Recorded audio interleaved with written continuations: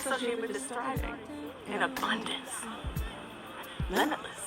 To the ethos, it's Helene, and I'm gonna react to Sistas season 5, episode 22. He's had over 100 attempts. Let's see. I feel like Misha Green should get 100 attempts at it. Barry Jenkins can't get him a show down here to somewhere. For 100 attempts in the 22nd episode of Tyler Perry's Sistas, Zach is down to the break room at his woman's place of employment. He wants to confront her about her having a child by some man that arrived at his doorstep searching for her. He wants answers. She says she don't f with the bastard, don't like him. And yeah, you didn't tell me about your child, I ain't telling you about mine. It's given like it's more to the story. Of course it is. Fatima says, let's go out to lunch. Don't even worry about it. I don't like the kid. It is what it is. Zach, like, you playing with me. This ain't you. Of course it was a prank. Fatima and Zach exited the scene while confirming that it was a prank. How it feels to be in those positions. Zach has to apologize to Karen and his other baby mama coming by the house. Down here in front of Karen's salon, while Karen, Pam, Aaron, and some random young lady who is making a scene down here to Karen's establishment. Aaron pushes her away and finally she leaves. He says it's a lady that's stalking him. Karen says, okay, I'll trust you. No, sir. No, sir. When he drives off, Pam said what I was saying, but she go, no ma'am, no ma'am.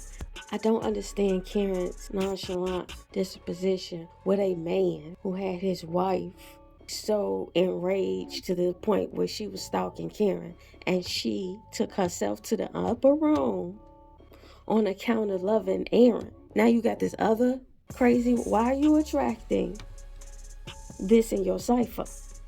And if I'm Karen, I'm wondering if I'm one of them in your cipher. Pam says she got the plate of the woman and she finna go check the plates. Karen is objecting to all of this. Pam go, no ma'am, I'm finna do all of this. If you gonna do it, just do it. Come to her with the information, not the process of the information. When Karen said, you cannot be this nonchalant as a pregnant woman, and this man had his other significant other come through your salon and traumatize not only her, but Pam was there. Pam got every right to check out this nigga who keeps sliding down here just for her safety. The talking people out of good sense just to make drama. Just make the drama in the action of the behavior. We 4 minutes into the scene and they just, well, this scene, we like 10 minutes into the show or 8 minutes into the show. But Pam is finally bringing up the fact that the wife did some crazy shit down to the salon. Way to bury the lead. You don't have to put the main idea at the last sentence of a paragraph, especially if the build up to the main idea isn't that robust. Calvin essentially tells Maurice to let it go after Maurice apologized. Maurice says he got a track on the car, he finna go get it. Calvin like, let it go. My question is, once again, why isn't anybody calling the police or a lawyer? Sir, if you don't want to get involved with the police, at least get involved with a lawyer. It's as if subject matters that are adult subject matters have elementary school dialogue. We back down to Karen's salon. Pam and Zach have their banter. Zach is sent to her office. He goes in the office and apologizes. She says thank you and sends him about his way. Then he kept pushing like, why are you being like that? What do you, sir, huh? She repeat herself as only Tyler Perry can write. And then he keeps repeating himself. Finally, she goes, I'm not signing them papers. And if I do, I'll let you know. You can go. Was that the expectation of the scene for her not to sign the papers? What was Zach expecting? A hug and a kiss? What do you want? Their body counts look similar. Particularly Sabrina. Andy is juggling London Bridges and Gary. Can y'all really stand the judgment? Karen, you had Zach and Aaron. Is this the way this conversation, it really gets broached by people with y'all backgrounds? To just be like, what's going on? It's like, no, girl, let me hit it nail on the head. So we worry about you. You have been transgressed upon physically. Why ain't you slowing down and get to know him? And that's the same conversation that should be had with Andy, to be quite honest. And even Karen, knowing what we see with Aaron. I don't mean to laugh because the subject matter is so traumatic. What is bringing her old trauma up, particularly in that way? Taking her walk down memory lane back to the scene of her trauma. I'm listening. When we were in college, you were smoking and drinking and screwing a lot of them boys. Good times. You was right there with me, you remember? No, homecoming, not like you. Not like me. Shall we do a tally? Danny, do you remember when we was all at that frat party? What them boys trying to do to you? It's too much for too little. What are y'all trying to get to? Here comes Andy as backup, like the hype man to the memory. It was awful. It was sad. Yeah, girl, I was there. Why aren't y'all saying, like, girl, see a therapist? Wow. Karen gonna make me hate her. Now they're going to circle back around and say, on top of that, you were fat. So Karen is giving this assessment of... I'm not laughing at the subject matter. I'm laughing at what are we trying to do here. You got this woman mind her own fucking business. Y'all come down to her because y'all want to tell her about herself because she's smashing niggas.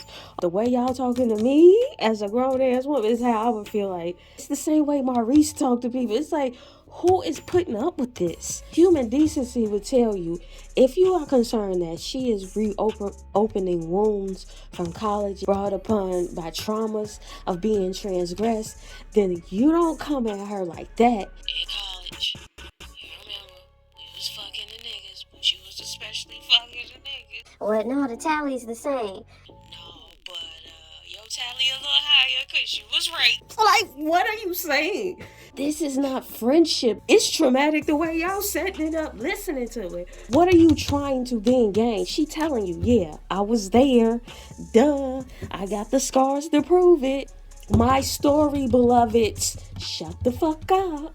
And y'all keep going. And then after that, you circle back around to tell Danny, you was fat, so you made bad decisions. What in the Tyler Perry hell is going on here? You're going to circle back to make her feel worse on top of the trauma.